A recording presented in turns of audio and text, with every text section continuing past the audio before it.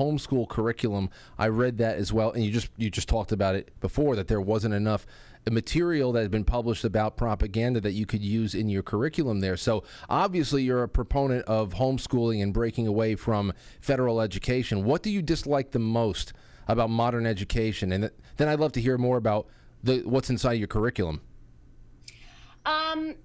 I think what I dislike most is that they're more like indoctrination camps than honest schools or education. They're not teaching kids how to think, rather what to think.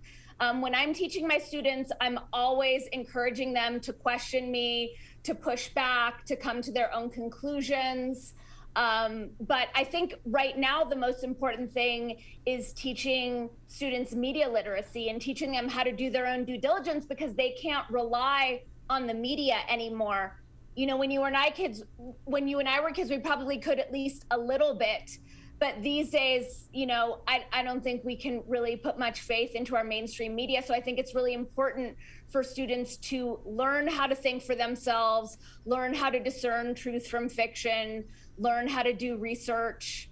That's and then, of course, like the forced injections and medical procedures is just utterly ridiculous. So I'm really not on board with that. So a little bit more on, you teach them things like non-aggression principle and other very classic libertarian themes?